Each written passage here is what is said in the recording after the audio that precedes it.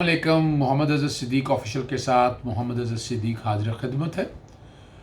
पुरज़ोर इसरार और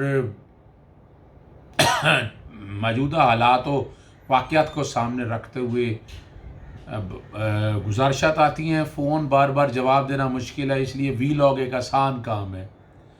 channel subscription को click कर दें, आप तक फौरी वीडियो आ जाएगी। जो कहना चाहते हैं या सुनना चाहता हूँ आप तक पहुँच जाएगी। और बेल आइकॉन जब दबा देंगे, वो जो घंटी सी एक बनी हुई है उसमें ऑल नोटिफिकेशन जब आप क्लिक कर देंगे तो तमाम नोटिफिकेशन फौरी इतला आ जाएगी। मॉडर्नाइज सिस्टम है, पहले बताता चलूँ मैं। चूँकि जिस केस का डिस्कस कर लूँगा ये हुक्मरान वक्त का केस है। तो फैज़ अहमद फैज़ का एक शेर है, चलते हैं दबे पाँव कोई जाग ना जाए, गुलामी के असीरों की यही खास दवा है।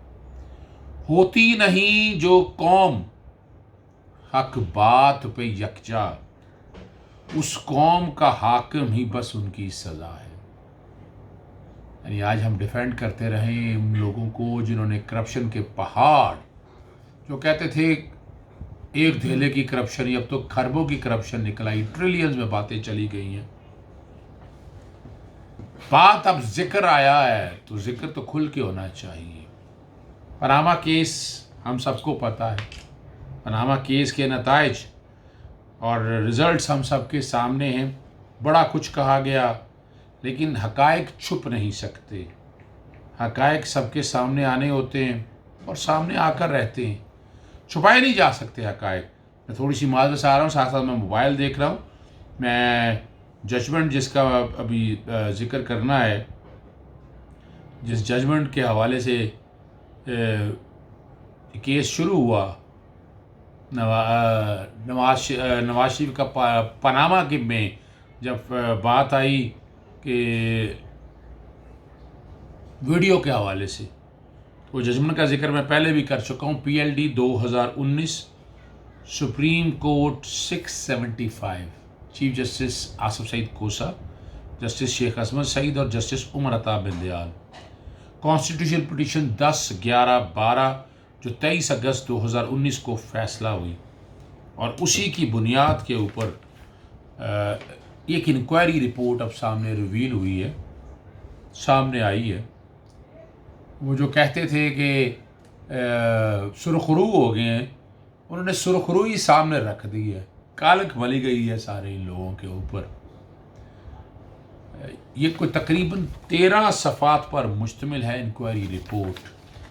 यहाँ बता रहा हूँ, सरदार मोहम्मद नईम साहब जज ने इंक्वायरी रिपोर्ट ये कंप्लीट की है, और 23 पैरे हैं। 23वें पैरे में मेजर पेनल्टी प्रपोज की गई है। फिर मौका दिया गया था 18 मई को, और उसका फिर फैसला हम पहले डिस्कस कर चुके हैं। चौथे पैरे में, इस रिपोर्ट के चौथे पैरे में 6 इल्ज़ामात या चार्जेस लगाए गए। मौका पूरा दिया गया, और जो मज़ेदार बात है कि सफ़ा नंबर अगर हम 5 पे चले जाएं, वो मैं आपके सामने पढ़ा देता हूँ। मुख्तलिफ classes revise code of conduct की, जो code of conduct he base है, याद रखिएगा, इसकी वायलेशन की बात की गई है। इसको देख लीजिएगा, इसमें बहुत कुछ नज़र आएगा आपको इसमें, ठीक है ना जी। बहुत कुछ नज़र आएगा कि यहाँ 500 मिलियन का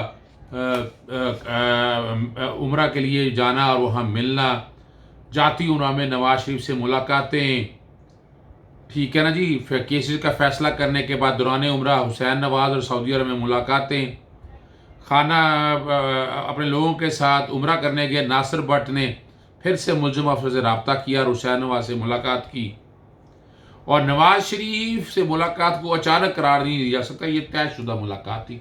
ये इंक्वायरी रिपोर्ट के अंदर चीज़ें मौजूद हैं। और जो कहते थे ना कि हम नहीं, और ये सारी चीज़ें प्री प्लान्ड बातें, मैं देखिए 2 चीज़ें मैं पिछले वीलॉग में बात नहीं कर सका था।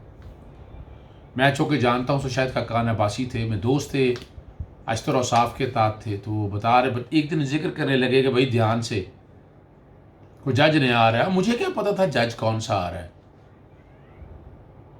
बशीर साहब के पास ये केस चल रहा था, अरशद मलिक साहब की वीडियो मुल्तान की पहले की मौजूद थी, वो सबको पता है, और वो वीडियो इतनी थी तो बाकायदा जज तैनात किया गया और केस ट्रांसफ़र करवाया गया। बाकी तरफ एक तरफ रख दें जो इल्ज़ामात लगाए गए कि कोई आता था, मिलता था, प्रेशर डाला गया, ज़रा इसका जवाब है इनके पास, ये केस ट्रांसफ़र क्यों करवाया था? और फिर केस ट्रांसफ़र करा के जज साहब के पास आया और उससे फिर मुलाकातें सारी रही। कोड ऑफ में ये मिसकंडक्ट है, मुख्तलिफ क्लासेज हैं जिनका जिक्र तकरीबन हर जगह अब जिक्र किया है जज साहब ने, जिन्होंने इंक्वायरी की है।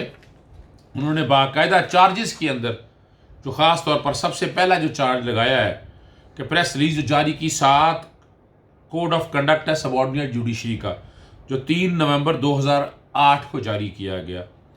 एफिडेविट जो आपने फाइल किया है रेफरेंस 19 के हवाले से, वो क्लॉज 30 को आपने वायलेट किया है। फिर अगला है क्लॉज 30 एंड 31 को वायलेट किया है अगले चार्ज में। क्लास 4 के अंदर क्लास 3 और 16 को जिक्र किया गया है, वायलेट किया आपने।